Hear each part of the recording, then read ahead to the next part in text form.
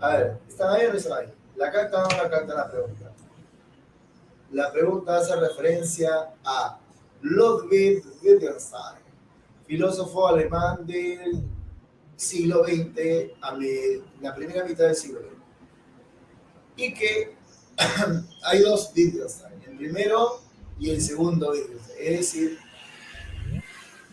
el del Tractatus Lógico Filosófico y el de Investigaciones Filosóficas. ¿No? A ver, solamente, a ver, para que más o menos ustedes tengan una idea, a ver si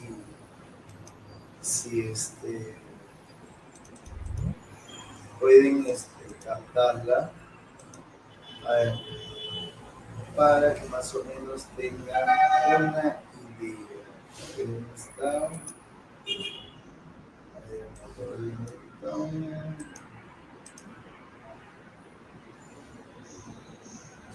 siglo XX.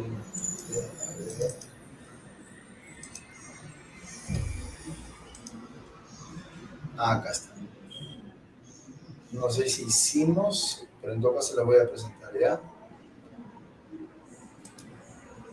A ver. Algo rapidito, ¿ya? ¿Pueden ver? ¿Se ve o no se ve? ¿Se ve? Ah, ya. Gracias, tutora. Muy bien. Chévere. Wittgenstein, él es Wittgenstein, como pueden ver.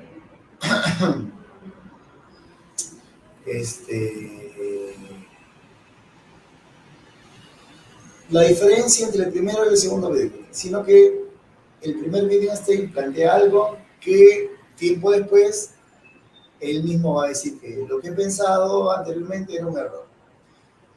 ¿Cuál es la diferencia? Uno en cuanto a la obra. La primera es el Tractatus, el segundo es Investigaciones Filosóficas. Otro es con respecto a la filosofía. Lo más conocido en él y que va a tomar el neopositivismo, es que la filosofía, para el primer Wittgenstein, es una actividad que debe esclarecer el lenguaje científico, las proposiciones.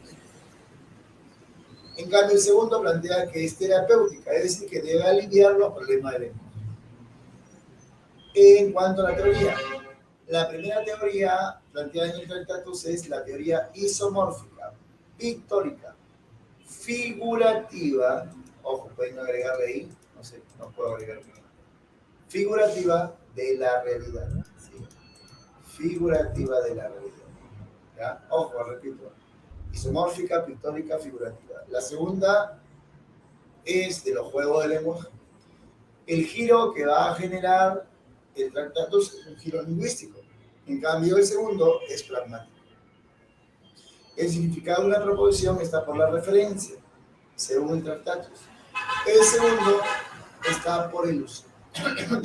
Como profesor, no entiendo nada. A ver si pueden entender con este. Ojo, miren, chequen. Esta es una foto real. Acá está Adolfo Hitler y acá está Ludwig Wittgenstein. Pero bueno, esa es otra cosa. Wittgenstein planteaba de que a un objeto de la realidad le corresponde, en el primer Wittgenstein, un nombre, ¿sí? Un nombre. Ojo, miren, a un objeto, un nombre, ¿sí? Por ejemplo, yo tengo acá en mi mano un objeto, la expresión de mi pensamiento en el lenguaje, ¿no? Porque el lenguaje es la expresión del pensamiento. Mi lenguaje le designa con un nombre. ¿Cómo se llama esto? Celular. Y así todas las cosas de este mundo. Y si hay algo que no tiene un nombre, ¿qué hace ese hermano? Le asigna un nombre. ¿Sí? Entonces hay una relación. Un objeto, un nombre. ¿Ya? Si un científico va a las profundidades del mar y encuentra una especie que nadie la había visto, ¿qué hace? Le asigna un nombre. Ustedes cuando nacen, ¿Qué hace su padre? Le asigna un nombre. El conjunto de objetos me dan hechos. Ojo. El conjunto de objetos me dan hechos. Los hechos son el conjunto de objetos que se puede expresar en el lenguaje. ¿Cómo? Con proposiciones. ¿Sí? Proposiciones. Ahora, estos hechos pueden ser o simples o compuestos. Ahora, por lo tanto, las proposiciones también pueden ser simples o complejas. ¿Sí? Ojo, las proposiciones es la expresión en el lenguaje de los hechos. Ojo, de los hechos. Entonces, hay una correspondencia. Entonces, el significado de una proposición está por la referencia. Por la referencia, porque refiere a algo que puede ser verdadero o puede ser falso, pero refiere. Entonces, dice Bedin, el lenguaje científico debe estar construida con este tipo de proposiciones. Proposiciones significativas porque refieren a algo de este mundo, ¿no? Ahora, miren acá tengan. Entonces, son proposiciones de la ciencia. Todas las proposiciones científicas, ojo, son proposiciones significativas porque refieren al mundo, ¿ya? Ahora, aquellas proposiciones que no tienen significado son pseudo proposiciones, proposiciones falsas, son proposiciones carentes de significado o pseudo proposiciones, proposiciones sin sentido, ¿ya? Pero de ahí Wittgenstein se va a dar cuenta que hay nombres con los cuales yo puedo construir proposiciones, pero que no tienen referencia.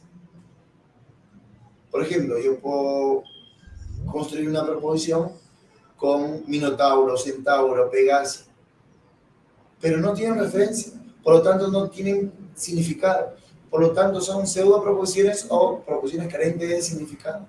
Y la ciencia no va a estar construida con ese tipo de proposiciones.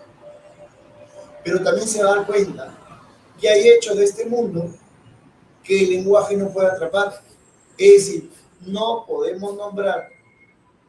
Hay cosas de este mundo que el lenguaje no puede atrapar, porque lo que hace el lenguaje es atrapar, delimitar, pintar. Ojo. Entonces, pero hay cosas que, hechos de este mundo que existen, pero de la cual no se puede decir algo, porque el lenguaje no lo puede atrapar. Ejemplo, el amor. Lo que ustedes sienten, chicos. Nadie, porque cuando tú, por ejemplo, yo digo célula, la célula es la mínima unidad de todo ser vivo y eso es válido para mí, para todos los hombres de este mundo. Pero si yo digo el amor, ¿alguien puede definir qué es el amor? No. ¿Alguien puede definir lo que es el bien y lo que es el mal? No. Entonces, cuestiones valorativas, axiológicas, éticas, cuestiones místicas, religiosas, etc., suceden, son hechos de este mundo, sí, existen, pero el lenguaje no lo puede atrapar. Entonces, de ahí la famosa frase de Wittgenstein que le he puesto acá es: los límites de mi lenguaje son los límites de mi mundo. Es la frase de Wittgenstein. Lo que no se puede decir, mejor es callar, ¿sí? Es lo que va a decir Wittgenstein. El objetivo del tratado es ponerle límites al lenguaje. Límites al lenguaje. ¿Ya? Es el primer Wittgenstein. No sé si la han captado hasta ahí.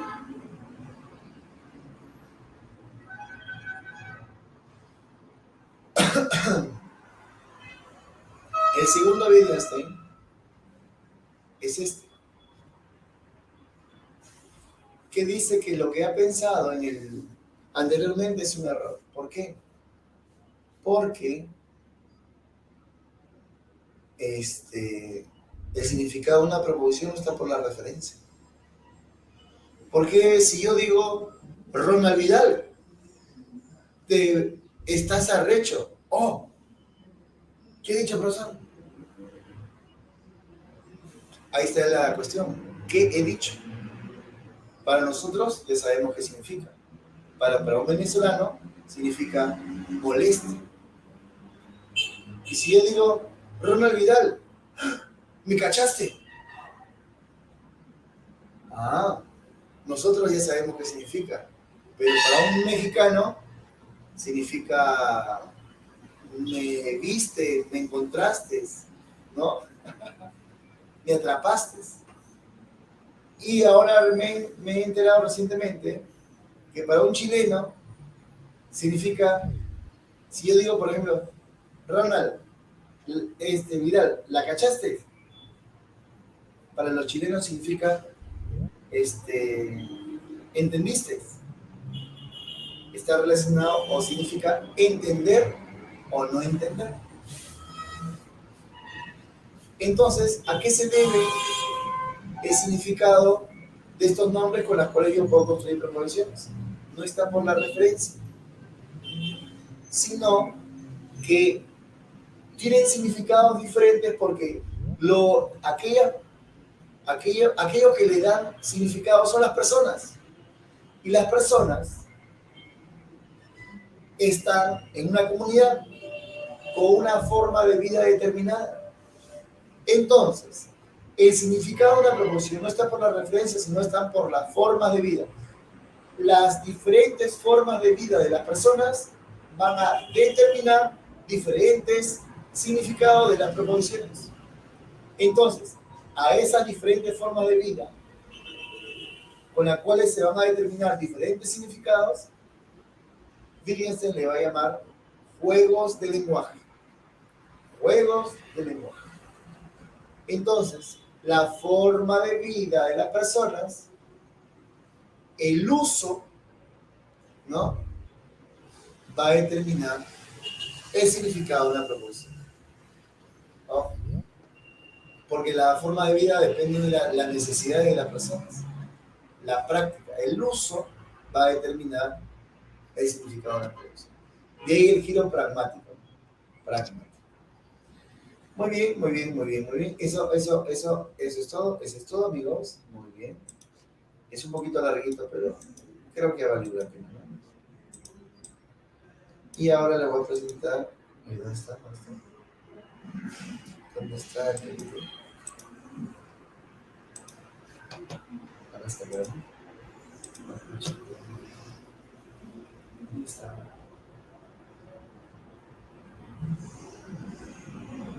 Acá está.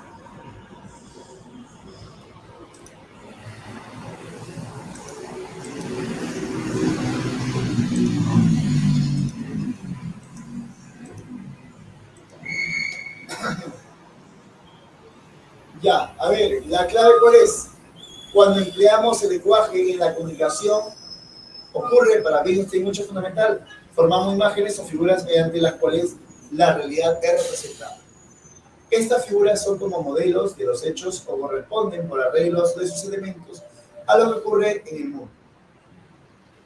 Los elementos de las figuras están en el lugar de los objetos, es decir, corresponden al papel que los objetos tienen en los hechos. Respecto de la representación se puede inferir del texto que muy bien, excelente, Ariana Lucero, Jesús Enrique, Ronald Vidal, Maricielo. 2. La filosofía constituye al mismo tiempo lo más sublime y lo más trivial de las investigaciones humanas. Ahonda en los más pequeños resquicios, pero también abre las perspectivas más amplias. No ha de comer, se suele decir, pero puede inspirar valor a nuestras almas. Y aunque su modo de expresión, sus dudas y sus cuestionamientos, sus sutilezas y su dialéctica repugnen tan a menudo a la gente común, ninguno de nosotros podríamos apañarnos sin los lejanos e intermitentes destellos de luz que arroja sobre los horizontes del mundo. De acuerdo con el pasaje del autor, el autor sostiene que la filosofía ha mostrado ser una actividad de investigación inquietante, debido sobre todo al descrédito que ha sufrido por la sociedad, a la contraposición con que ha sido valorada, a su falta de utilidad por los asuntos prácticos, al ensimismamiento que tienen los filósofos o a la antítesis de sus planteamientos. Vamos chicos.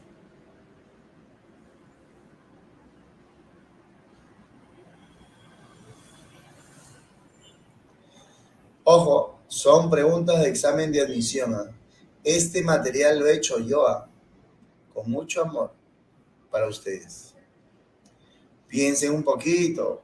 Y se supone que ustedes han revisado las últimas preguntas de examen de admisión y tienen que saber. Tienen que saber.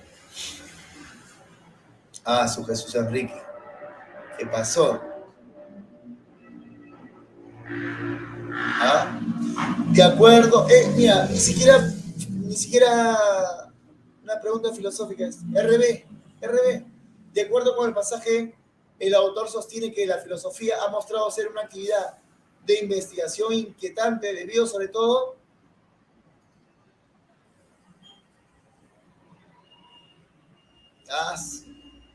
F, mejor ponga ya F.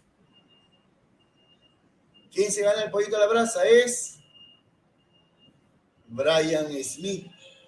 Excelente, Brian. Muy bien, Brian. Claro, pues.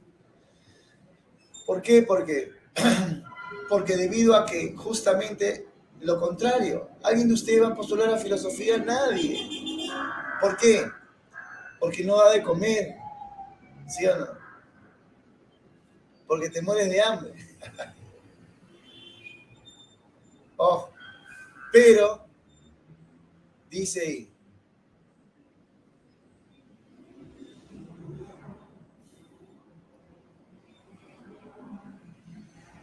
pero solamente es la filosofía la que ha dado luz, ¿no?, sobre los horizontes del mundo. Solo la filosofía. Ojo. Solo. 3. Vamos. Los griegos representan para nosotros el principio del pensamiento racional europeo. Y aquí se deduce que nosotros no deberemos interesarnos exclusivamente por la explicación razonada o la observación científica, sino observar la aparición de estas actividades desde las brumas de una época precientífica. Se puede inferir que con respecto al estudio de los orígenes de la filosofía, según Guthrie, ¿cuál es la clave?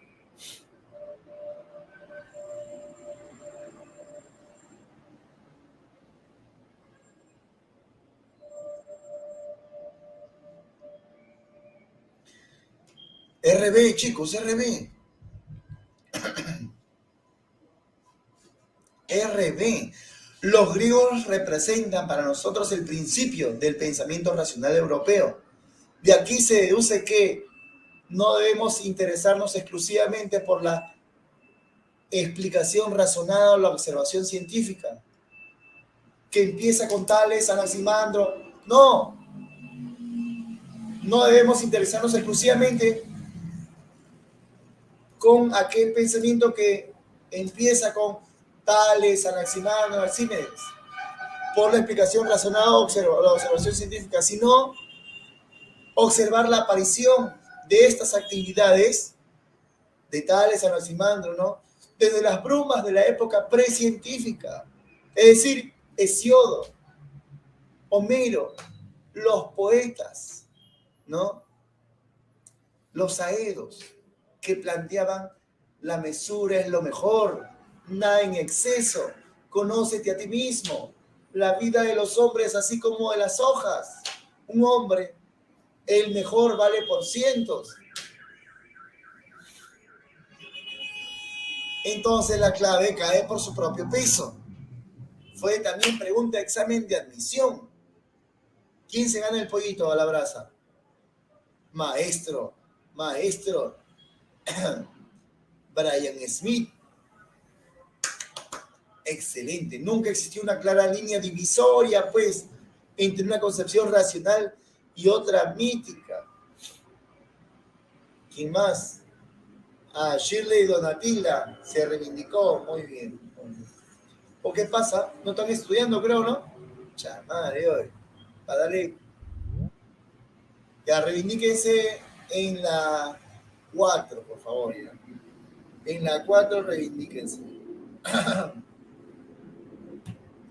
El filósofo español José Ortega y Gasset sostiene que el hombre no tiene naturaleza, sino historia. De acuerdo con tal afirmación, cabe afirmar que el enfoque filosófico de Ortega y Gasset pone de relieve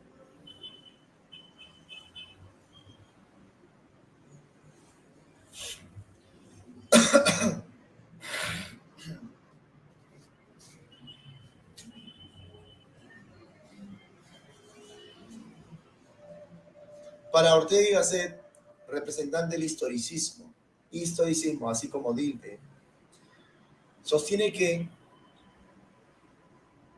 ya lo vieron.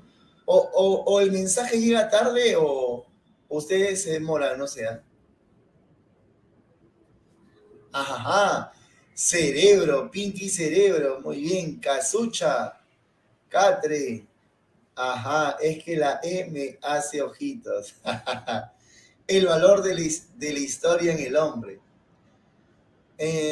Pone relieve, a ver, interesante, muy bien. El filósofo español sostiene que el hombre no tiene naturaleza, sino historia. De acuerdo con la afirmación, cabe inferir que el enfoque filosófico de Ortega pone de relieve, claro, el valor de la historia en el hombre. Claro, también uno puede, digamos, decir, profe, pero ¿por qué no la E? Claro, pero la cuestión está en que acá hace referencia a la antropología filosófica y habla de la naturaleza humana. Ojo, si ves en la clave el valor de la historia en el hombre, no hace referencia al valor de la historia, sino a la naturaleza humana, que para unos es el símbolo, no el carácter simbólico, para otros es la razón, pero para Ortega y Gasset es la historia. Y en ese sentido, su carácter de devenir. Ojo, dice, pero era más relacionado al cambio constante que se hacía a través de la historia. Ajá, excelente, muy bien, así es. Porque siempre el ser humano, ojo, deja huella. Está en 3 tiempos, pasado, presente y futuro. Entonces, es el único animal que deja huella, se preocupa por,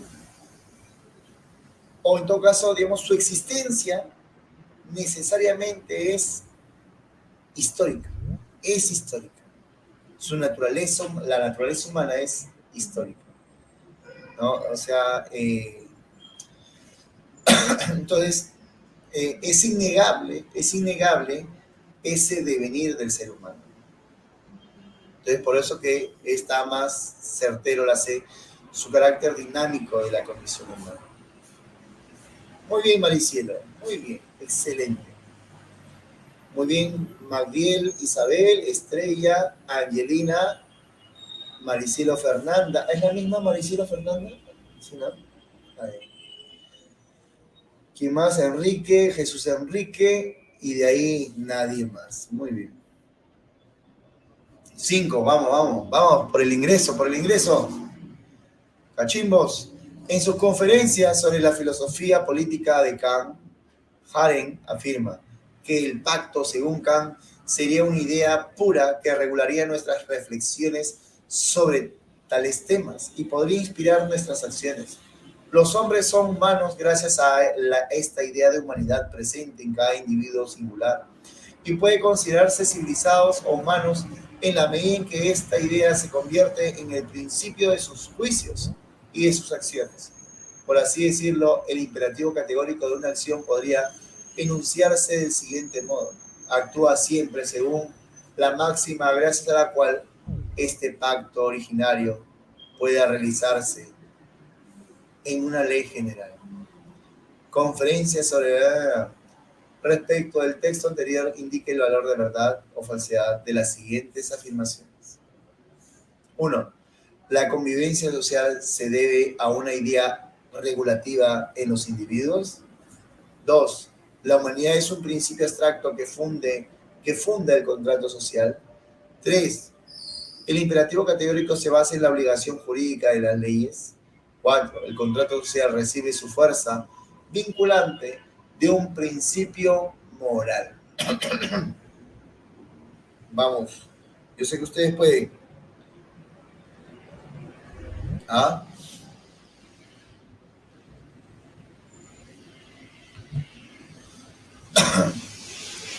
Repito, la convivencia social se debe a una idea regulativa en los individuos. 2. La humanidad es un principio abstracto que funda el contrato social.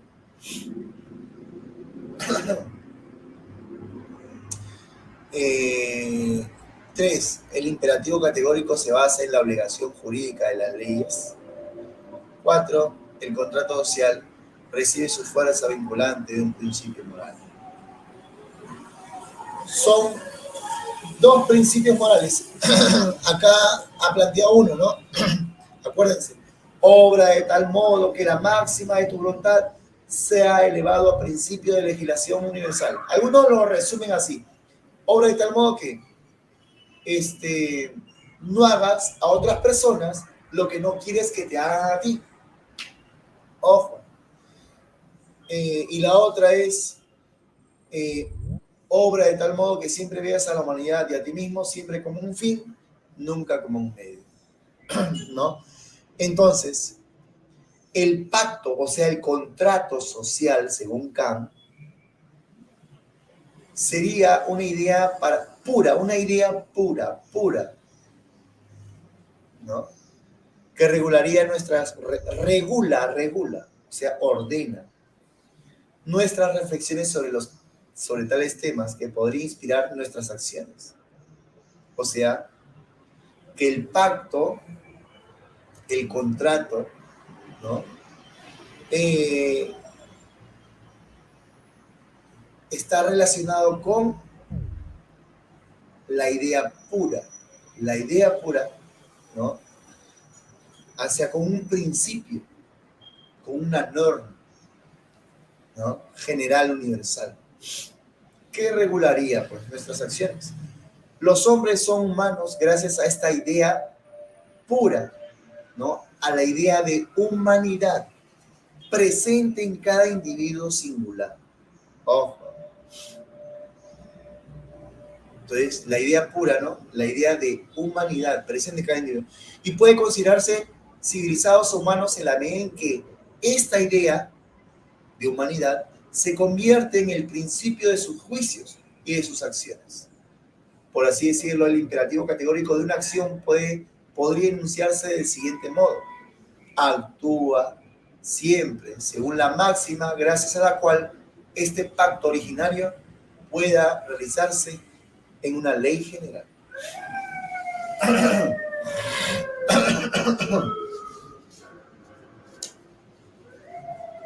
Ahora,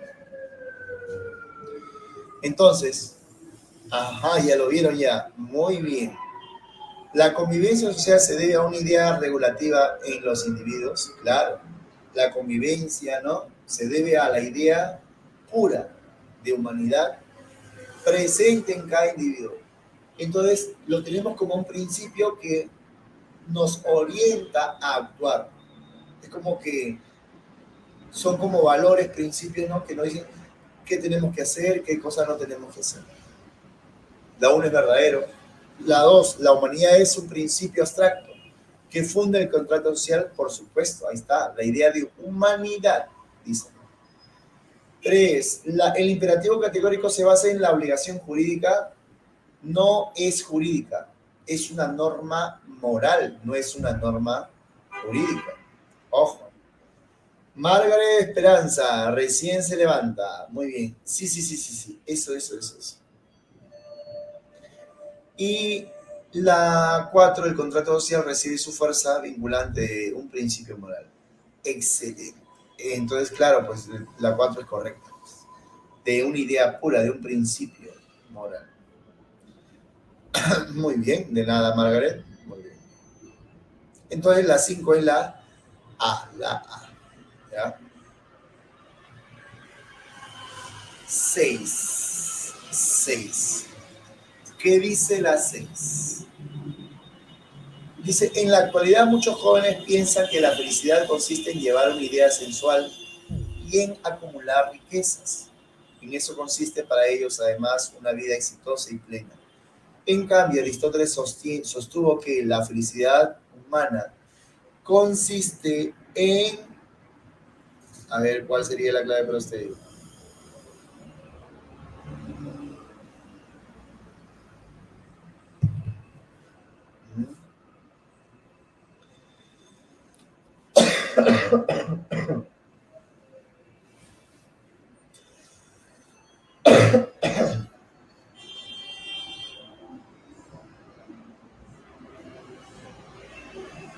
A ver, uno, contemplar la idea del bien y gobernar la ciudad. Eso está más relacionado con Platón, ¿no? Con Platón, la idea de salir de la caverna y que sea el filósofo que gobierne. Alcanzar la imperturbabilidad de la propia alma, eso está más relacionado con las escuelas del periodo helenístico romano. Alcanzar la imperturbabilidad del alma es alcanzar la ataraxia.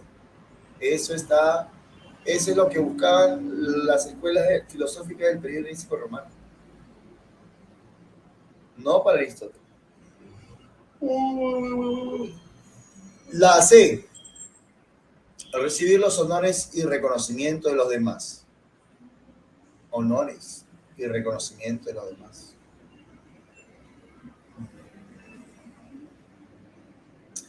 Eso era más para los griegos tradicionales, no para Aristóteles. Aristóteles sigue la línea socrática platónica. Vivir las pasiones bajo el gobierno de la razón. O dejarse llevar por nuestros deseos e instintos. La E hace referencia a la escuela cirenaica, una escuela hedonista.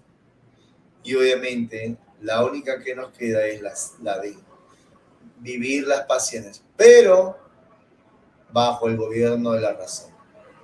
Eso quiere decir una virtud ética, el término medio, el justo medio.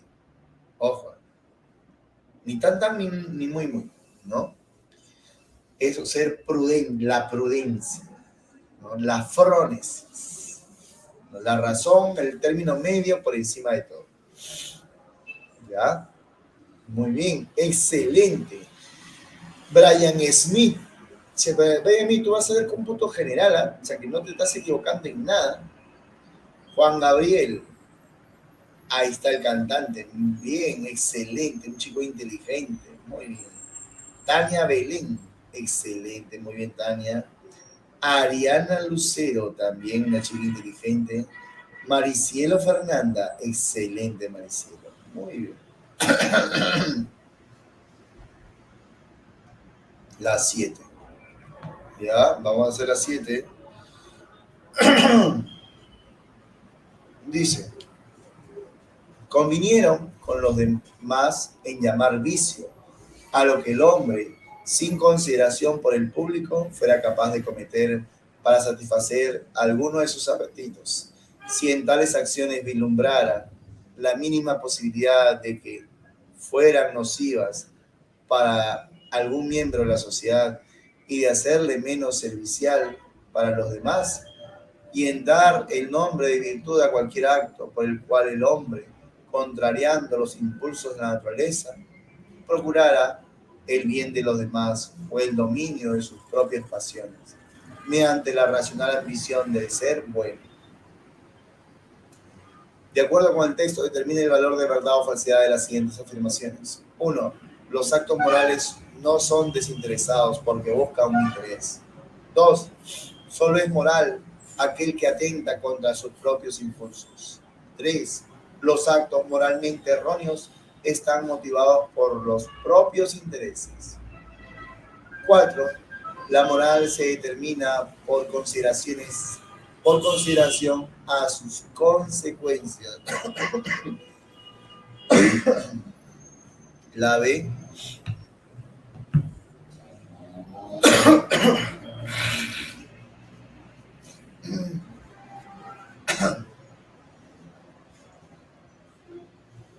A ver, vamos a ver. Dice, ojo, voy a leer de nuevo. Convinieron con los demás en llamar vicio a todo lo que el hombre, sin consideración por el público, fuera capaz de cometer para satisfacer alguno de sus apetitos. Ojo. Fuera capaz de cometer para satisfacer alguno de sus apetitos. Si en tales acciones vislumbrara la mínima posibilidad de que fueran nocivas para algún miembro de la sociedad y de hacerle menos servicial para los demás, y en dar el nombre de virtud, o sea, contrario, ¿no? Vicio, es eso. Pero, virtud, ¿cuál es?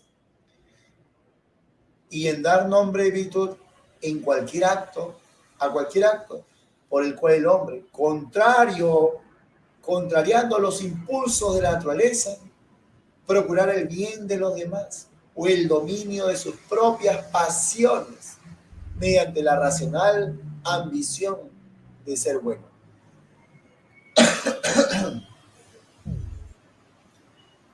Entonces, 1. Las acciones morales no son considerados porque buscan algún interés. Perdón, los actos morales no son desinteresados. Los actos morales no son desinteresados porque buscan algún interés. ¿Verdadero o falso?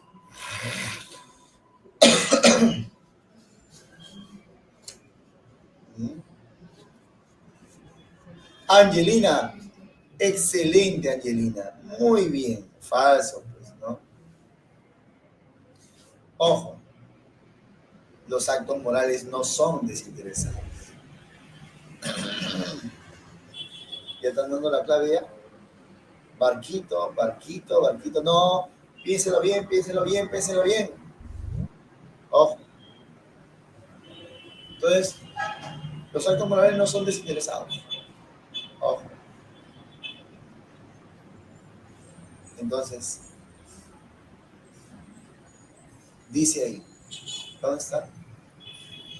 Y en nombre de virtud a cualquier acto por el cual el hombre, contrariando los impulsos de la naturaleza, procurará el bien de los demás o el dominio de sus propias pasiones mediante la racional ambición de ser bueno. ¿Ya? Ojo, clávense eso. Y el de vicio, ¿no?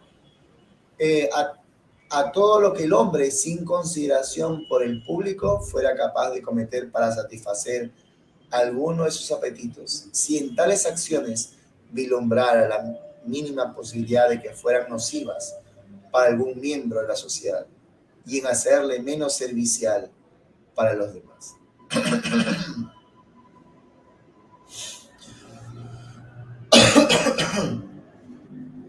¿Ya? Ajá. No, piénsenlo bien, chequéenlo bien. Ojo, ¿ya?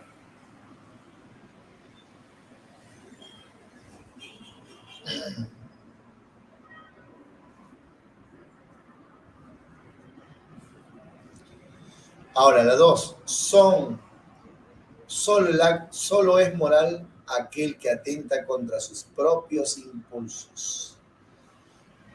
Solo es moral aquel que atenta contra sus propios impulsos. ¿Qué dice? Y en dar nombre y virtud a cualquier acto por el cual el hombre, contrariando los impulsos de la naturaleza,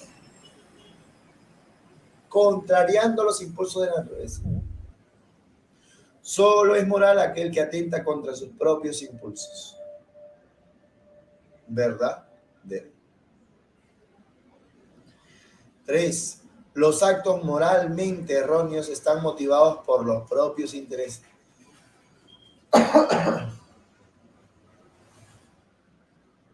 Los actos moralmente erróneos están motivados por los propios intereses. A ver, ¿qué dice?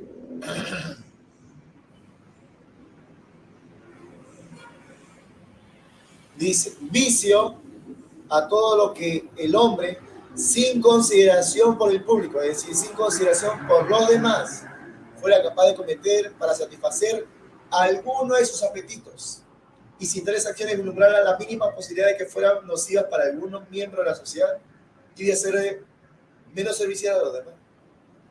Los actos moralmente erróneos, o sea, los vicios, están motivados por los propios intereses. Así es. No le interesa el resto. No le interesa hacer el bien a los demás. Ojo, porque eso está más relacionado con la virtud. Solamente le interesa satisfacer sus propios intereses. Entonces, correcto, ¿no? Y la 4, la moral se determina por consideración a sus consecuencias, ¿no? Vamos a ver. Cualquier acto por el cual el hombre, contrariando los impulsos de la naturaleza, procurará el bien de los demás o el de sus propias pasiones o el dominio de sus propias pasiones mediante la racional ambición de ser bueno. Ahora, por ejemplo, procurar el bien de los demás.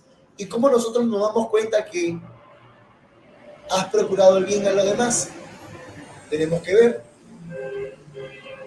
¿Quieres el bien de los demás? ¿Eres solidario? A ver, la solidaridad se ve, ¿cierto? ¿Oh? Entonces, la moral se determina por consideración a las consecuencias. Pedro ha sido bueno, ¿por qué? Porque le ha ayudado a su compañera. Por consideración a las consecuencias. Ojo, también es verdad. Muy bien, Jesús Enrique. Ah, no, dijeron Barco, ¿no? Barco. Angelina, muy bien. Tania Belén, excelente. Casa, ¿ya? La 8.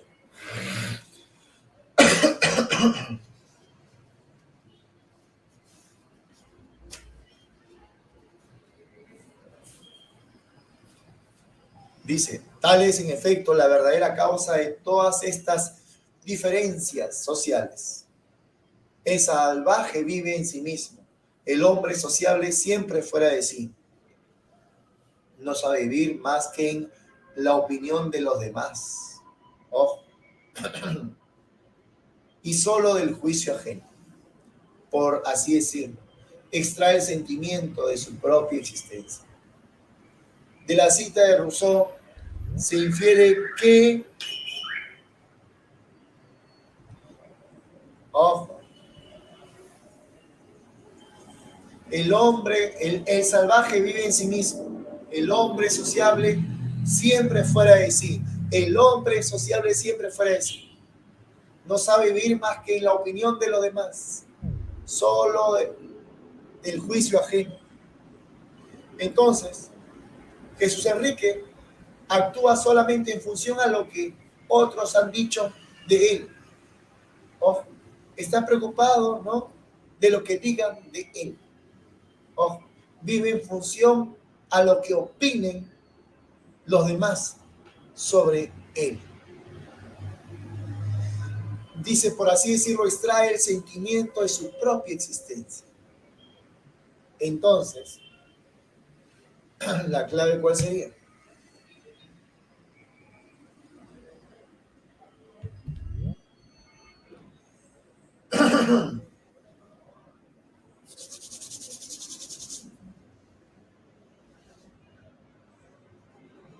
¿El hombre sociable es indiferente a su contexto? ¿La sociedad condiciona las conductas de los hombres? ¿El hombre sí requiere de la sociedad para definirse?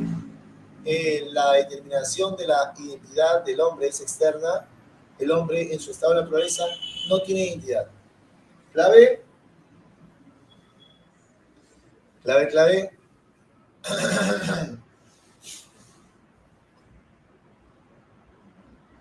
Beso, ¿no? Así es. La sociedad condiciona la conducta de los hombres. Ojo, la sociedad condiciona la conducta de los hombres. Muy bien, Tania Belén, Maricela Fernanda, Jesús Enrique, excelente. Ariana Lucero, muy bien, excelente. Ahora, la 9, ¿ya? Dice, si una noción estable del género, ya no es la premisa principal de la política feminista, quizás ahora necesitemos una nueva política feminista para combatir las reificaciones mismas del género e identidad, que sostenga que la construcción variable de la identidad es un requisito metodológico y normativo, además de una metapolítica. Del siguiente texto podemos inferir que sobre el género, la autora ¿ah?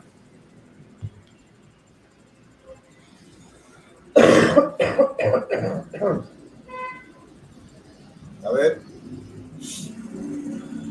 si una noción si una noción estable, o sea, estable, inamovible, que no cambia, de género, ya no es la premisa principal de la política feminista. Es decir, que ya ha perdido importancia. Quizás ahora necesitemos una nueva política feminista.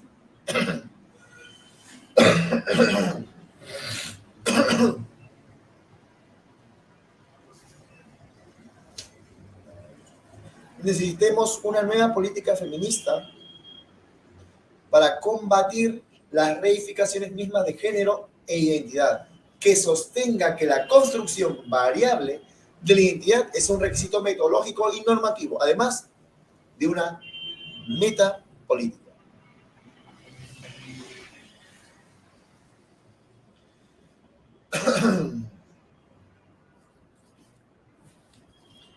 Se puede inferir el texto sobre el género, dice, se puede inferir que sobre el género, la autora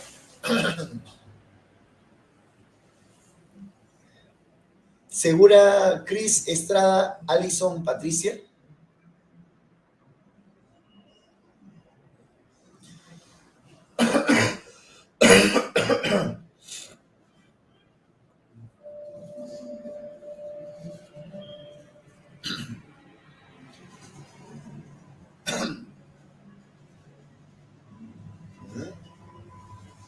¿La caca o no?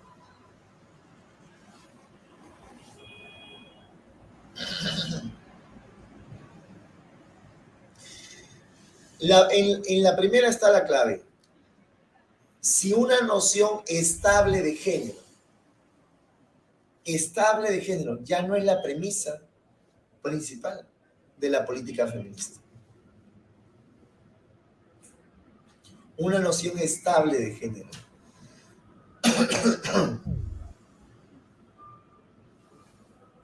estable, que no cambia, que es algo que está ahí, intrínseco, que supuestamente como roca, ¿no?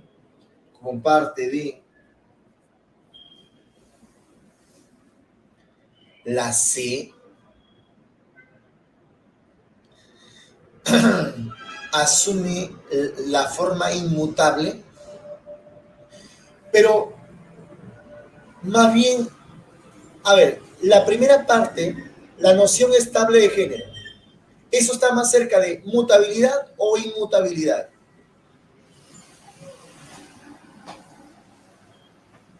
Lo estable está más cerca a inmutable o mutable. Inmutabilidad.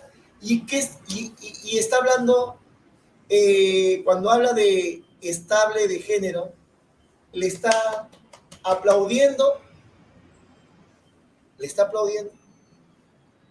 Dice, si una noción, perdón, si una noción estable de género ya no es, ya perdió ya su importancia, ya no es la premisa principal de la política feminista.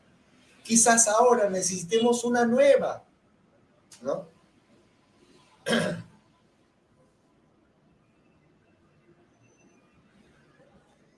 Claro, no significa que pueda cambiar, ¿no? Es cierto, no es sinónimo de inmutabilidad, ¿no? Pero como que da a entender, ¿no? Que hay una noción de género que se ha mantenido, ¿no? Durante mucho tiempo, que está ahí, que está ahí. Pero eso ya, esta noción de género ya perdió su valor y hay que reemplazarla.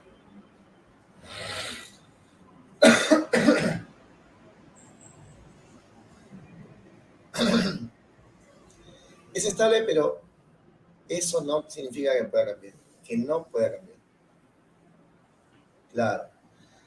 Ahora, quizás ahora necesitemos de una nueva política feminista para combatir las reivindicaciones mismas de género e identidad. Para combatir las reivindicaciones mismas de género e identidad, que sostenga que la construcción variable de la identidad, construcción variable, ojo, construcción variable, de la identidad es un requisito metodológico normativo, además de una meta política. Entonces, esta noción nueva de género va a combatir a esa concepción que se tiene de género. Ojo, que se tiene de género. Que se ha mantenido estable y digamos, es,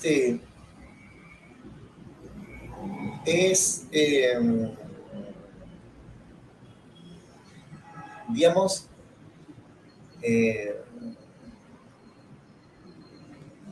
que se ha mantenido estable y que no admite, ¿no?, otros puntos de vista, se podría decir. ¿Cuál? Dice, ¿con cuál clave se queda?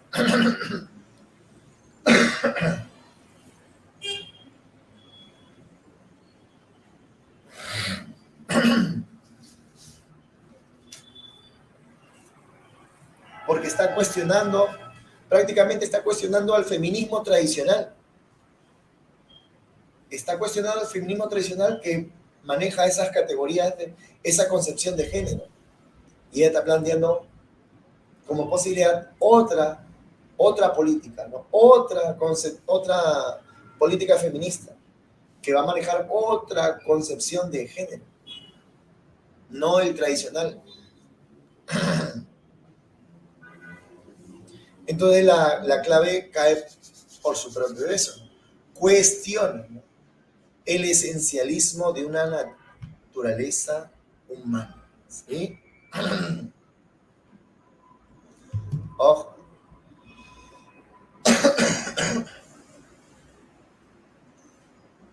Me hace dudar. Ya, a ver, vamos con a ver, tú dices, asume, a ver, vamos con la clave seria, para más o menos asume la forma inmutable de la noción de género. Más bien, sería lo contrario. Asume la forma mutable. Esa estaría más cerca, la verdad. Mutable de la noción de género. Mutable. Ojo. Inmutable no, porque al principio dice todo lo contrario. Ojo. Primero estaba con la A cuando dijo lo de estable. Me fui por la C.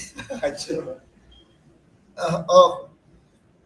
No, pues ella más bien asume un carácter dinámico, ¿no? ¿Dónde lo dice ahí? Variable de la noción de identidad y de género.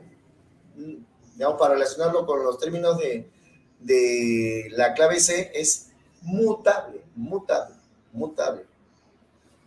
No, no inmutable, ¿no? Al contrario, ella va en contra de esa inmutabilidad, ¿no? De esa estabilidad. Ahora, eh, cuestiona el esencialismo de una naturaleza humana. ¿Por qué esencialismo? La, la cuestión de esencialismo es aquello que, justamente las características que hemos estado hablando, ¿no? La inmutabilidad, lo estable, aquello que es inherente a, ¿no? Cuando se habla de esencia, hay una esencia, ¿no? Entonces ella va en contra de eso, ¿por qué? Porque al hablar de un género estable, de una noción de estable de género, ¿no? Que no admite la variabilidad, ¿no? Ojo, de esa, de ese, por eso cuestiona el esencialismo de la naturaleza humana, haciendo referencia al género. Muy bien, la 10, vamos con la 10, ¿ya? Dice, pero está bien la problematización, está bien. Hasta yo me puedo equivocar, quién sabe. La industria cultural defrauda continuamente a sus consumidores respecto de aquella que les promete y ellos desean. La promesa del espectáculo deja entender maliciosamente que no se llega jamás a la cosa misma, que el consumidor debe contentarse con la lectura de la carta de menús, al deseo suscitado por los espléndidos nombres e imágenes. Se le reemplaza al final por el elogio de la rutina cotidiana, de la que aquel deseaba escapar. Desde la perspectiva del texto, cabe inferir que la industria cultural, pareciera muy problemático el texto, pero no, léelo un poquito mejor y vas a dar con la clave, ¿ya? Un ratito nada más, rapidito voy acá al baño, de ahí vengo, ¿ya? Un ratito más, chicos.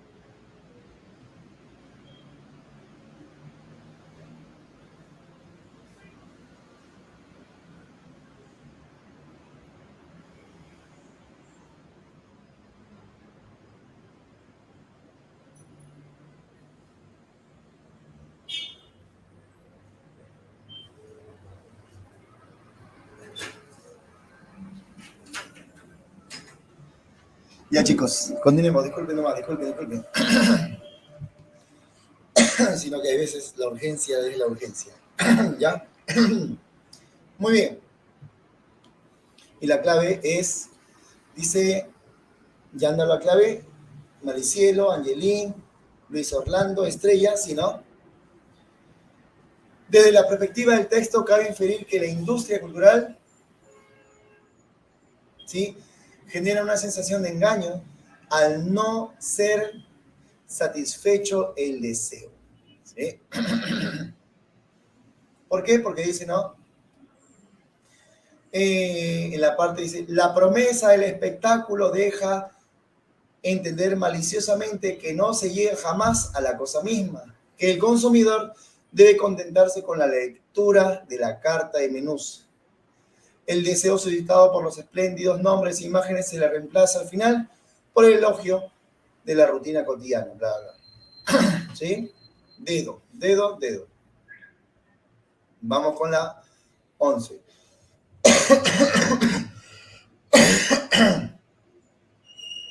¿Ya? Usualmente la ética quiere ser además una ciencia práctica. Quien reflexiona en el campo de la ética lo hace con la esperanza de llegar a saber lo que debe hacer, de no encontrar el mejor modo de vivir. Consiste, pues, en un saber esencialmente dirigido al obrar, a la práctica. Por eso Aristóteles afirmaba que no investigamos para saber qué es la virtud, sino para ser buenos, ya que en otro caso sería totalmente inútil. De acuerdo a este fragmento del texto, se deduce que la ética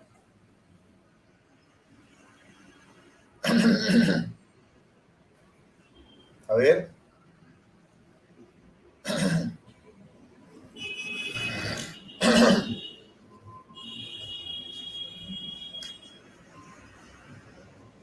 la ética, vamos. Dice, usualmente la ética quiere ser además una ciencia práctica. Quien reflexiona en el campo de la ética lo hace con la esperanza de llegar a saber lo que debe hacer, de encontrar el mejor modo de vivir. Consiste, pues, en un saber esencialmente dirigido al obrar, a la práctica. Por eso Aristóteles afirmaba que no investigamos para saber qué es la virtud, sino para ser buenos, ya que en otro caso sería totalmente inútil. Se deduce que la ética, ¿cuál sería? Aristóteles es un saber, que la ética aristotélica es un saber medio entre la teoría y la práctica. B, tiene un valor cognitivo no reconocido en las ciencias. Puede definirse únicamente por su carácter contextual. Es una ciencia que estudia el contexto, el concepto de distrito, de virtud. Platónica, de donde el alma es el principio del fin, perdón, es el principio del bien. Mira más, ¿dónde está la clave en el texto? ¿Ya? La clave en el texto dice lo siguiente. Usualmente la ética quiere ser, además, una ciencia práctica. Ciencia práctica. Ahí está la clave. Ciencia práctica. Dice, quien reflexiona, o sea, teoriza como intelectual, ¿no? En el campo de la ética, lo hace con la esperanza de llegar a saber lo que debe hacer. O sea, yo reflexiono acerca de la ética, muy bien, pero no es para que se quede ahí. No es para yo saber qué es la virtud, ¿no? Sino que aquel que se dedica a reflexionar sobre la ética, aquel que hace ciencia sobre la ética, es a la vez y al mismo tiempo, ¿qué cosa? Una reflexión, pero una reflexión que me va a llevar a mí a actuar de una manera correcta. ¿Se dan cuenta? Dice, lo hace con la esperanza de llegar a saber lo que debe hacer, de encontrar el mejor modo de vivir. ¿Se dan cuenta? Consiste pues en un saber esencialmente dirigido al obrar, a la práctica. Entonces, aquel que reflexiona sobre la ética o aquel que se dedica a la ética es un científico, es un teórico o realiza una actividad teórica, pero también no se queda ahí, no se queda ahí, sino que tiene que necesariamente saber qué cosa, qué hacer, digamos, en este caso lo correcto, lo que está bien. Entonces no se puede quedar en un plano nomás, sino que necesita de los dos planos. Por eso que Aristóteles dice, ¿no? No investigamos para saber qué es la virtud, sino para ser buenos. ¿Se dan cuenta? Entonces la clave, ¿cuál es?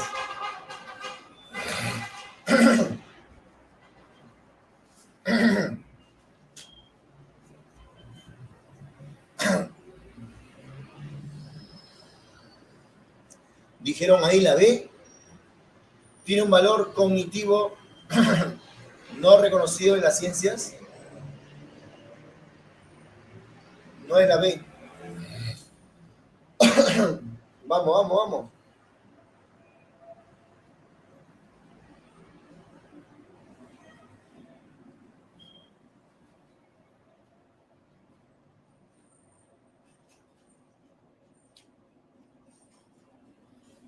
¿Ya?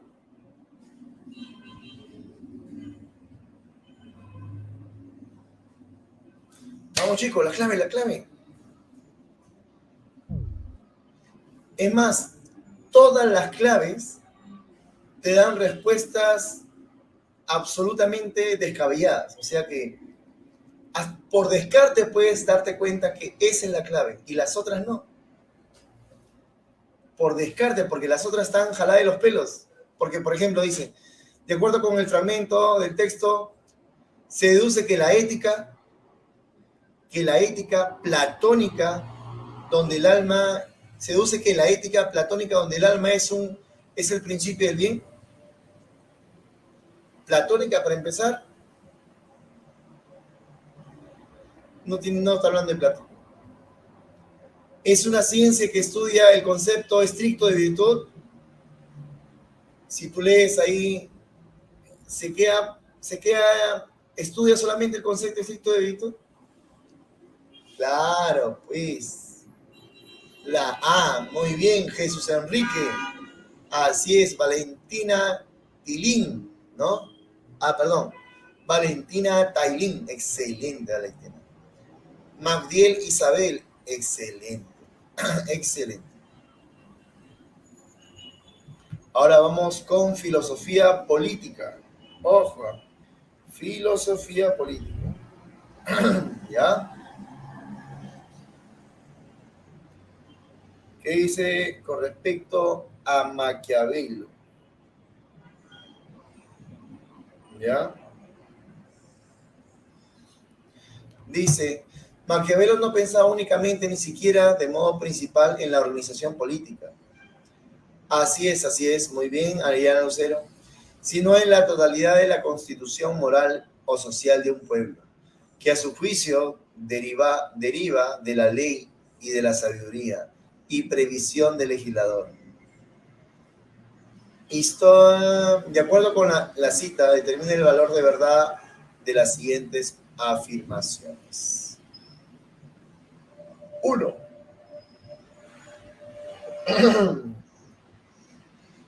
A ver, 1. La moral de una sociedad se deduce de la ley jurídica. 2. El poder del legislador está por encima de la sociedad. Oh. 3. El gobierno se constituye a través de una medida popular.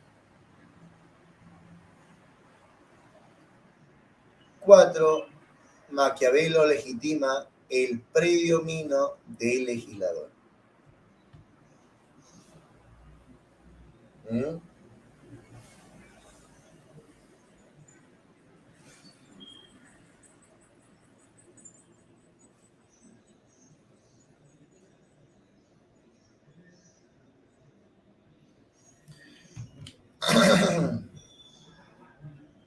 A ver, Maquiavelo dice, no pensaba únicamente, ni siquiera de modo principal en la organización política, sino en la totalidad de la constitución moral o social de un pueblo, ¿sí? Que a su juicio derivaba de la ley y de la sabiduría y previsión del legislador. Legislador, ojo, chequea ahí. O sea, eh, cuando Maquiavelo reflexionaba, para él dice que no pensaba exclusivamente en la organización política. Ni siquiera la organización política es la principal, dice, sino en la constitución moral o social de un pueblo, ¿no? La totalidad de la constitución moral de un pueblo. Ahora, pero esa constitución moral o social del pueblo, ¿no? O sea, las ideas de un pueblo, ¿sí? eh, se derivaba, era consecuencia de la ley y de la sabiduría y previsión del legislador. Ojo, el legislador, el legislador va a dar leyes, ¿no? Va a tener conocimiento, sabiduría y va a dar leyes.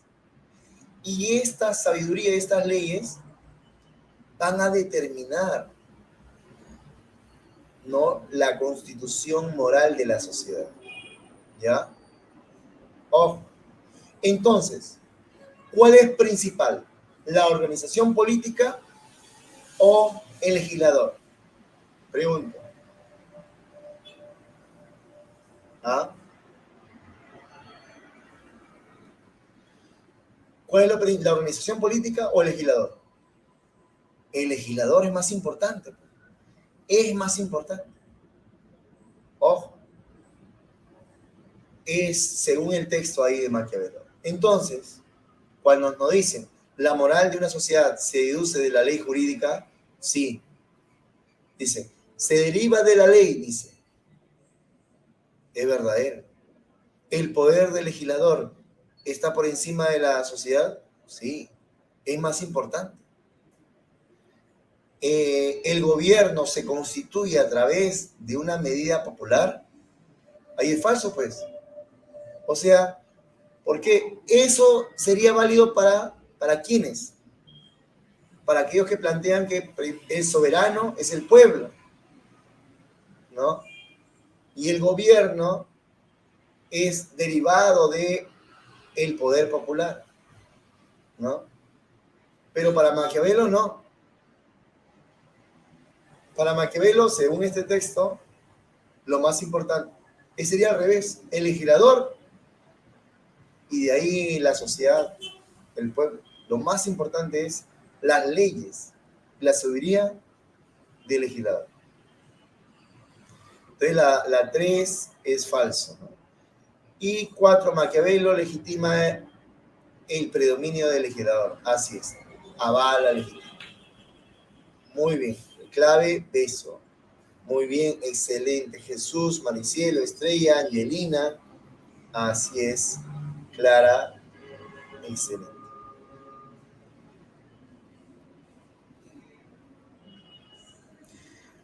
13.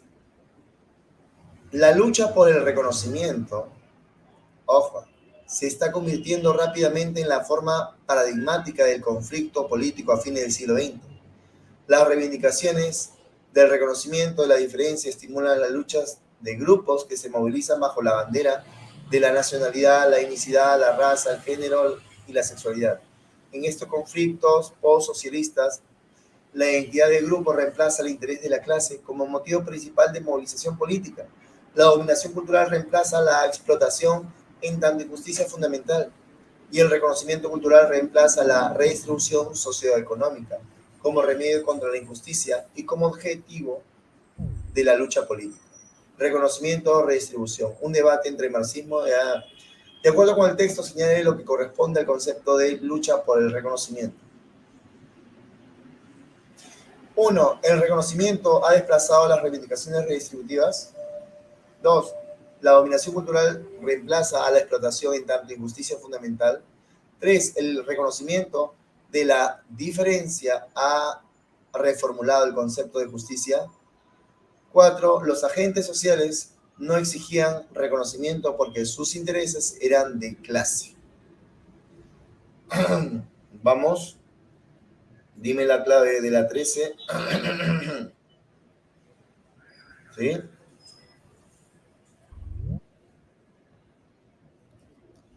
La clave de la 13 es... Dice, el reconocimiento ha reemplazado las reivindicaciones redistributivas. Ojo, ¿qué dice por ahí?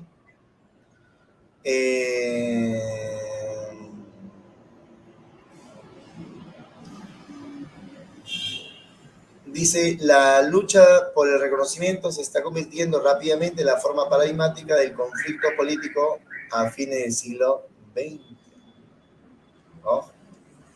Las reivindicaciones de reconocimiento de la diferencia estimulan las luchas de grupos que se movilizan bajo la bandera de la nacionalidad, la etnicidad, la raza, el género y la sexualidad. Estos conflictos postsocialistas, la identidad del grupo reemplaza el interés de clase como motivo principal de la movilización política. Ojo. Entonces, el reconocimiento ha desplazado las reivindicaciones redistributivas. Perdón, ha desplazado las reivindicaciones redistributivas, ¿verdadero o falso?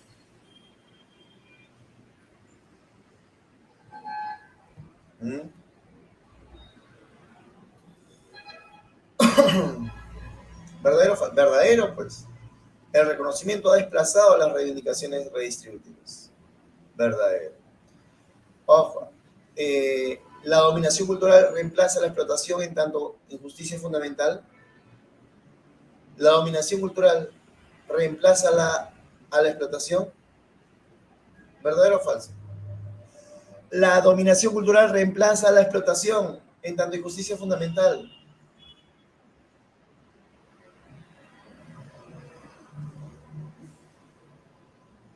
¿Ah?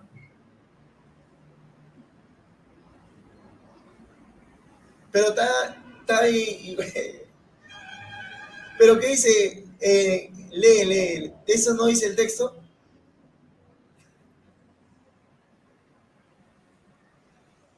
Literalmente, si no me equivoco, está en el texto. O sea, la dominación cultural reemplaza la explotación en tanto injusticia fundamental. Está ahí, güey. Con todo punto y coma está. El reconocimiento de la diferencia ha formulado el concepto de justicia, ha reformulado el concepto de justicia.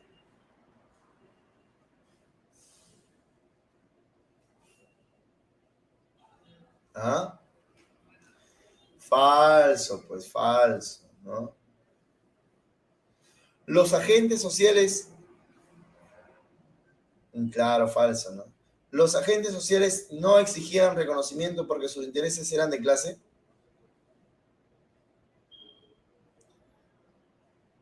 Así es, falsa, Jesús Enrique. Falsas, así como todas. Claro, entonces solamente 1 y 2. 1 y 2. Así es, 1 y 2. Vamos con la siguiente, ¿ya? Entonces, clave beso, ¿ya? Beso.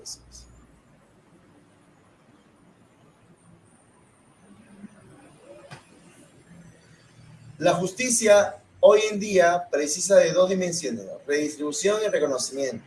Y lo que propongo es examinar la relación entre ambas. En parte, esto significa resolver la cuestión de cómo conceptualizar el reconocimiento cultural y la igualdad social, de forma que éstas se conjuguen en lugar de enfrentarse entre sí. También significa teorizar las formas en que la desigualdad económica y la falta de respeto cultural se encuentren en estos momentos entrelazados, respaldándose mutuamente. Posteriormente significa clarificar, además, los dilemas políticos que emergen cuando tratamos de luchar en contra de ambas injusticias simultáneamente. Teniendo en cuenta el texto, identifica el valor de verdad o falsedad de los siguientes enunciados. ¿Ya? Vamos, ¿qué dice? La vinculación entre entre la reivindicación social y económica genera nuevos problemas políticos. ¿Verdadero o falso? La vinculación entre la reivindicación social y económica genera nuevos problemas políticos. ¿Eso es verdadero o eso es falso?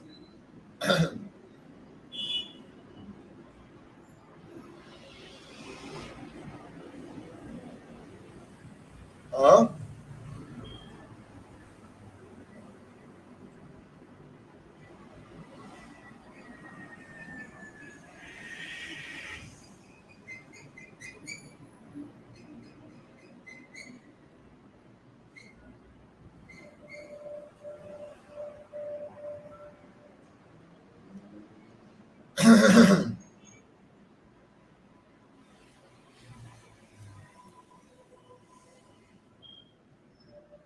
La uno es verdadero o falso. La vinculación social y económica genera nuevos problemas políticos. ¿Verdadero o falso? ¿Qué dice en la parte final? Dice, posteriormente significa clarificar además los dilemas políticos. Dilemas políticos, problemas políticos que emergen cuando tratamos de luchar en contra de ambas injusticias simultáneamente.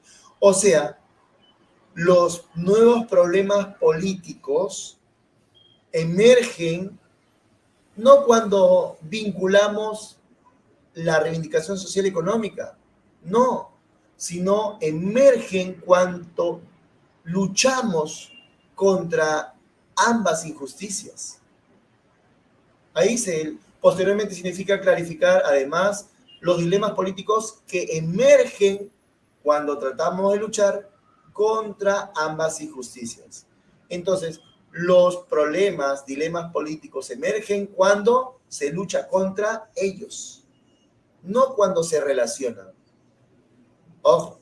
Entonces, la 1 es como tú, falsa. Muy bien. 2. Ha habido una oposición entre los problemas relativos a la redistribución y el reconocimiento. ¿Verdadero o falso? ¿Ah? Pregunto, ¿verdadero o falso? Así es, así es.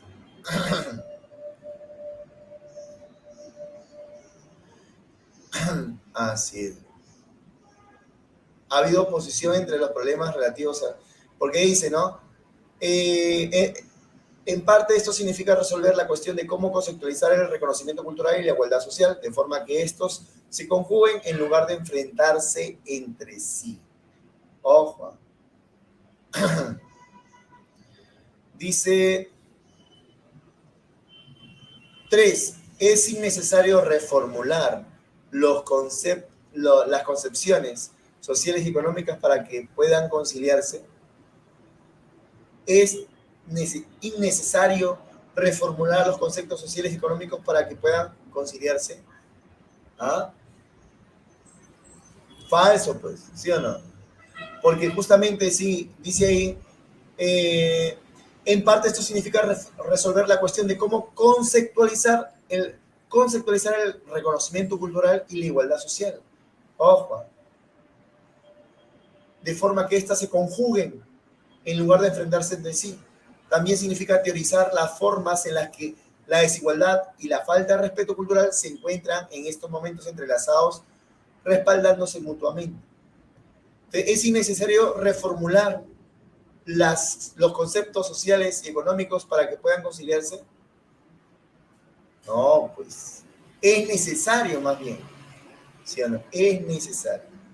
Es falsa, ¿sí o no?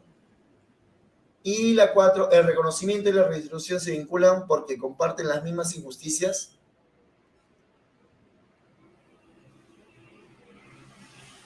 ¿Comparten las mismas injusticias? No comparten las mismas injusticias. Falso. Por eso que son diferentes. La clave beso. Clave beso. Beso, beso. ¿Ya? 15. La comprensión mental de los fenómenos de la realidad que captan nuestros sentidos y su análisis de acuerdo con métodos reconocibles, demostrables y comprensibles está constituida por ideas, conceptos, proposiciones, juicios, argumentos y raciocinios que son presentados de modo fundado, ordenado y coherente y sistemático. Esta definición corresponde principalmente a la característica del conocimiento denominada la 15. Vamos.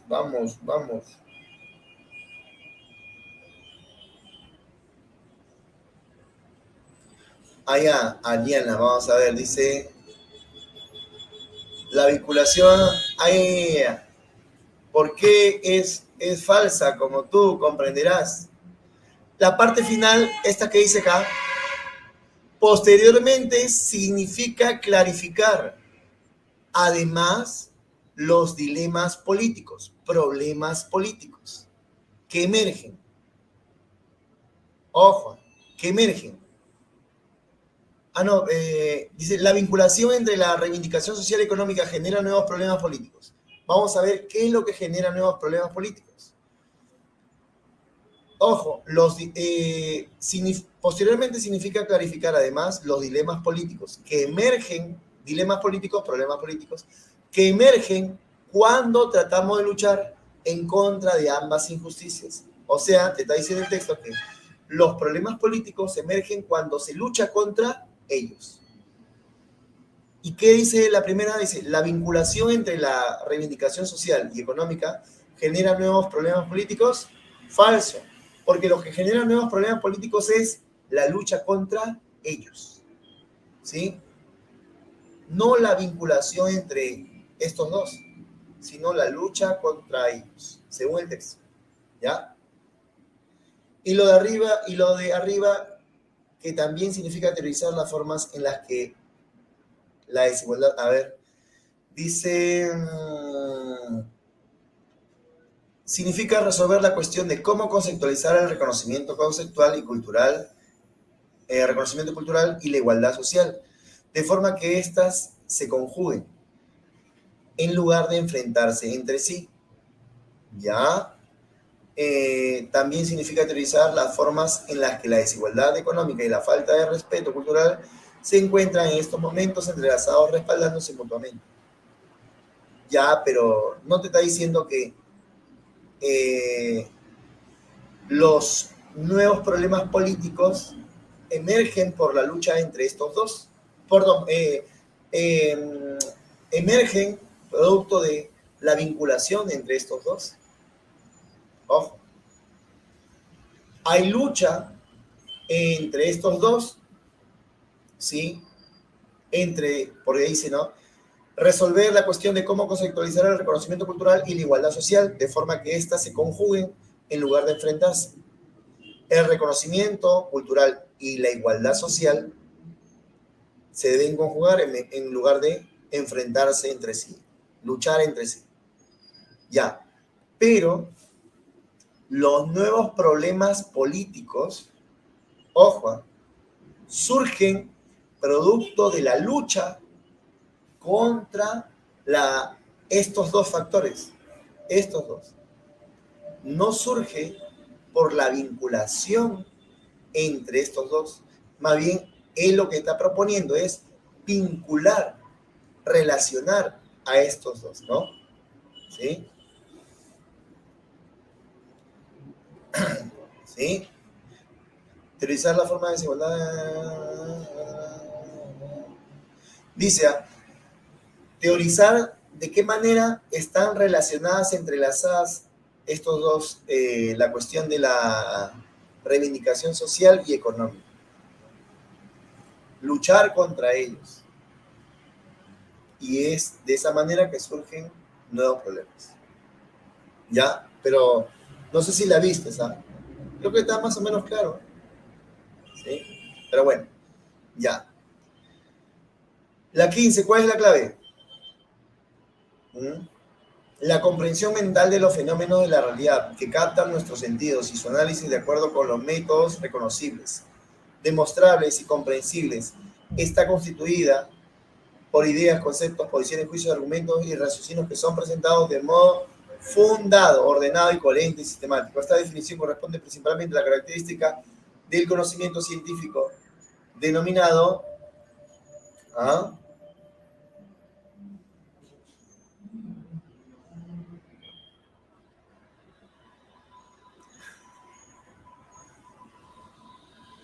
¿Ah?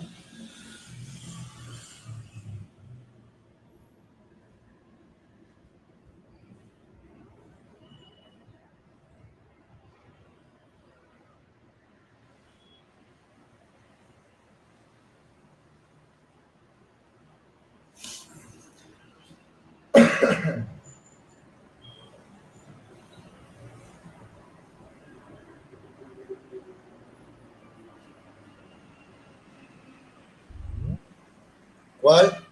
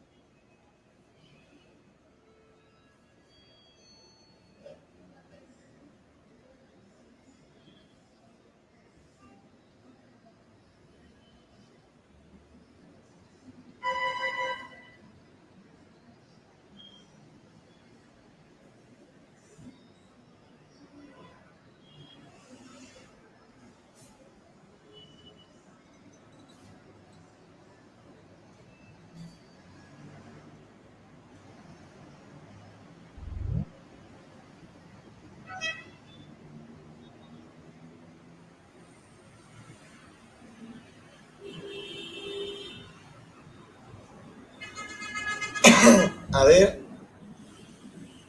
juicios, argumentos, raciocinios que son presentados de modo ordenado, coherente y sistemático, ¿no? Racional, ¿no? Objetiva, um, objetiva, objetiva hace referencia a que no hemos, no intervienen mis prejuicios. Lo que yo digo es algo objetivo porque no intervienen mis prejuicios, ¿no? Mis intereses, mis puntos de vista. Ojo, entonces acá está más por el lado de cuando hace referencia, dice, estas ideas están constituidas por ideas, conceptos, proposiciones, juicios, argumentos y raciocinios que son presentados de un modo ordenado, coherente, sistemático. Entonces, esta definición corresponde principalmente al conocimiento científico denominado racional. Racional. ¿Sí?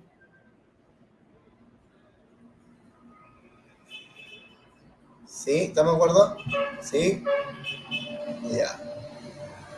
Si no estaba racional, objetiva, ¿no? También. Es la otra alternativa. ¿Ya? 15. A ver, un ratito, un ratito, un ratito, un ratito, un ratito, chicos.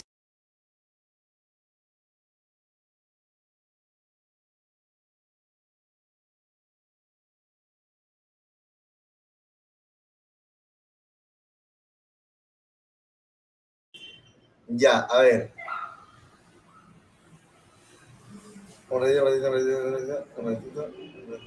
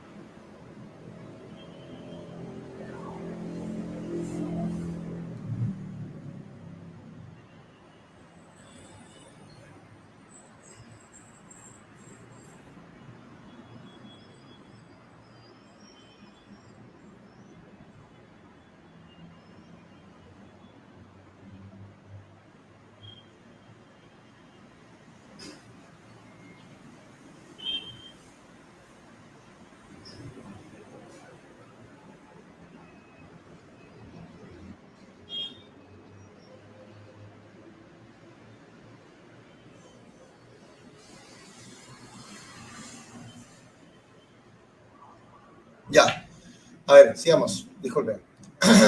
Ya, sigamos a ver. La 16, ¿ya? A ver, ¿qué dice la 16? A ver, a ver, a ver, a ver.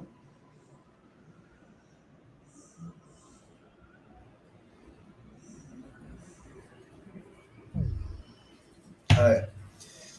En la conciencia tecnocrática no se refleja el movimiento de una totalidad ética, sino la represión de la eticidad. La conciencia positiva imperante elimina el sistema de referencia de la integración, sistema en el que el dominio y la ideología surgen, perdón, en el que dominio será, ¿no? Y la ideología surgen bajo las condiciones de una distorsión. La despolitización de la masa de la población que viene legitimada por la conciencia tecnocrática es al mismo tiempo una objetivación de los hombres en categorías tanto de la acción racional con respecto a los fines como del comportamiento adaptativo. Adaptado, ya. De acuerdo con lo anterior, se puede afirmar que esta conciencia imperante, uno, actúa con carácter humanista para evaluar el saber tecnológico. Dos, evalúa la sabiduría moral al margen del dominio ideológico. Tres, ahí debe ser, ¿no? Despolitiza al hombre al considerarlo un objeto, aunque racional. ¿Qué opinan ustedes, chicos? A ver. ¿Ah? La conciencia imperante actúa con carácter humanista para evaluar el saber tecnológico. ¿Verdadero o falso? Ajá, Maricielo, ya dio con la clave. Ajá. Maricielo, ¿sí? Excelente, ¿no? La 1 actúa, dice, la conciencia tecnocrática no se refleja, perdón, en la conciencia tecnocrática no se refleja el movimiento de una totalidad ética, sino la represión de la eticidad. La conciencia positiva imperante elimina el sistema de referencia de la integración, sistema en el que el dominio y la ideología surgen bajo las condiciones de una distorsión. La despolitización de la masa de la población que vive legitimada por la conciencia tecnocrática es al mismo tiempo una objetivación de los hombres en categorías, tanto de la acción racional con respecto a los fines como del comportamiento adaptativo. Adaptación, bueno, ¿sí? Entonces, actúa con carácter humanista la conciencia imperante, ¿no? Actúa con carácter humanista para evaluar el saber tecnológico. Falso. Ojo, así es. Evalúa la sabiduría moral al margen del dominio ideológico. También. Falso. Ojo. Y despolitiza al hombre al considerarlo un objeto, aunque racional. Eso sí es verdadero, ¿no? Ojo. La despolitización de la masa que viene legitimada por la conciencia tecnocrática. Es al mismo tiempo una objetivación de los hombres en categorías tanto de la acción racional con respecto de los fines como del comportamiento adaptativo. Ahora, también viene muy seguido, de repente ustedes no entiendan lo que es razón instrumental, razón práctica, razón instrumental. Muy seguido viene en preguntas de ética. Cuando se habla de razón práctica, está haciendo referencia a la ética, a la moral. A la ética, a la moral, razón práctica.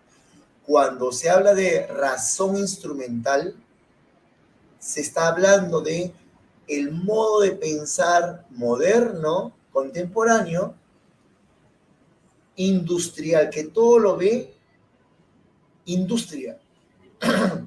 Y ese modo de pensar instrumental, la razón instrumental, genera que vea al hombre como una máquina, como una herramienta. Lo instrumentaliza, lo ve como un objeto, ¿sí? Nada más, como una mercancía.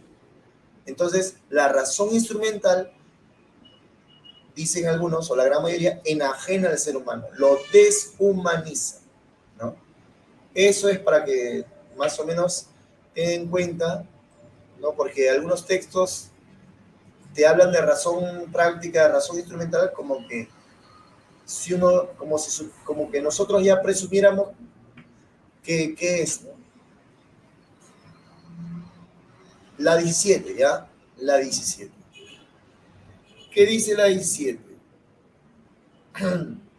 Si abandonamos el artificio de los dominios cerrados, también debemos abandonar el artificio de los significados precisos, puesto que las palabras, los enunciados e incluso los principios son ambiguos y cambian en función de las situaciones en que son usados.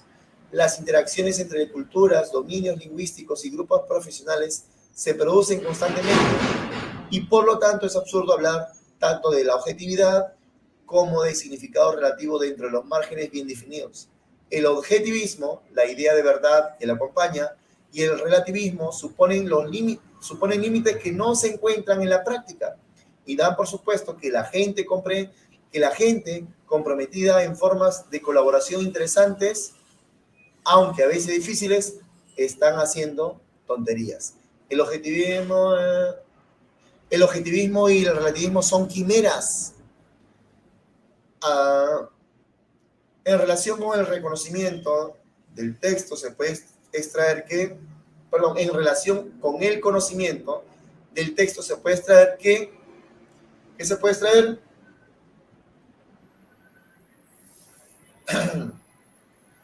Las interacciones entre culturas plantean el problema del relativismo, los problemas lingüísticos conducen al problema de la objetividad del significado. C, los enunciados usados en diversas situaciones podrían dificultar la comunicación. La verdad como correspondencia con los objetos es un artificio teórico. Es preciso recuperar la idea de verdad como relativa a épocas y culturas. Clave, a ver. ¿Cuál es la clave, chicos? Vamos, ustedes pueden.